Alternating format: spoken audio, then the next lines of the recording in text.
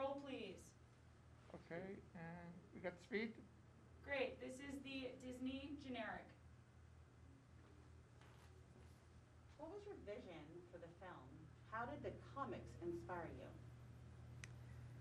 With the comic, what Jack Kirby has created, the story of the Eternals, existed sort of on the peripheral of all these popular characters at the time. And I think he was trying to tell a really big, cosmic, and universal story, but through these very intimate moments between individuals. And I love that aspect of the way he tells stories. And that's how the vision of Eternals was inspired. The movie is huge in terms of scale and stakes. What was your approach to keeping intimate moments and character moments balanced with the action and spectacle? Well, I think, one of the first things I pitched to Marvel was a William Blake poem. And that poem tells us that you can find the endless beauty and meanings of the cosmos in the smallest things on the planet. So from the very beginning, finding that balance was the challenge that will make the movie what it is. And so it's all about making sure every character, every relationship gets its time to breathe. And the shots gets to breathe because audiences are able to, not necessarily depending on the fancy camera moves, but discovering what's within the frame and make their own conclusion of what's this character's relationship with the world they're living in. Because the film is so much about our relationship with the planet and with ourselves. How important was it for you to shoot on location and use practical sets? It's kind of what I was saying earlier, that you have to really believe these immortal beings have walked the earth for 7,000 years. In order to do this kind of wide-angle, longer takes with deep focus, shooting on the stage, you will run out of, frame very quickly. It has to be done on location. Also, you don't want to miss the kind of spontaneous moment that your cast is interacting with the real world. And you have limitation of the real world, which is time of day, weather, things like that. That's what makes us human. And to humanize immortal characters, if you put them all on the stage, it's a very difficult thing to do. What was it like working with such a large, diverse ensemble cast? What does that diversity add to the film? When I came into the project, there was already a treatment. And I think Marvel had made a lot of great decisions, be inclusive, and allow audiences today to see themselves on the screen. What excites me even more is that these individuals are unique beyond what they look like and what they represent. It's, for me, even more exciting that someone who doesn't look like this person or love the same way or believe the same things might feel for that person as well. And it's very important to build that bridge.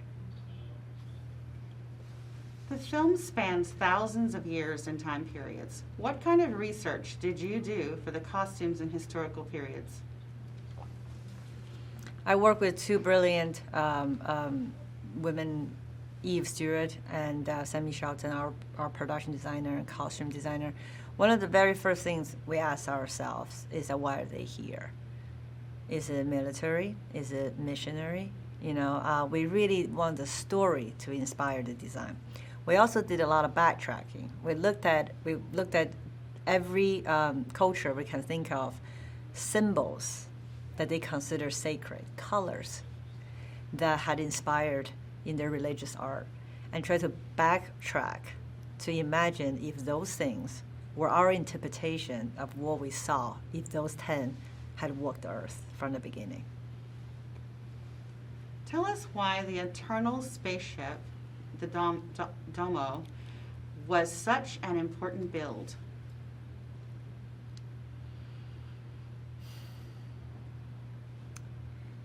Every family story has a dining room scene when everything happens, unravels. The Eternals are nomadic.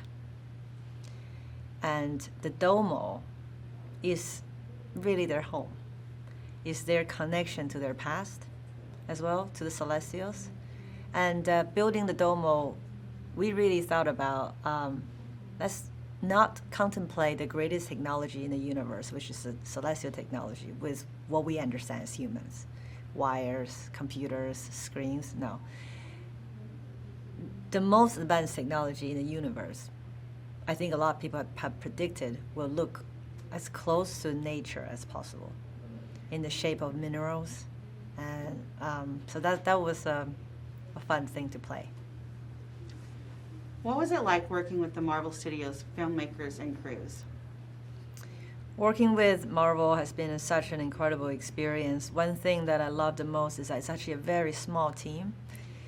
There's a very small team, and a lot of big decisions are made one text away with 2 to 3 people, and that has been incredible. And I think they really created a bubble for me to be safe and to play. And if I want to fly, they, give me wings. But if I fall, I know they're gonna catch me.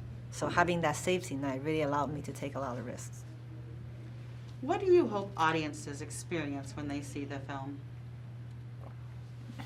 Well, I hope when audiences see this film, they have a great time on this crazy adventure throughout time, and they get to meet and fall in love with 10 brand new characters. They get to explore the origin of the MCU, which is very exciting. But also, if they want to, maybe ponder some existential questions that our ancestors has been asking since the beginning. Perfect. Thank you so much. Thank you. That was great. KPI, that's a cut, please. All right.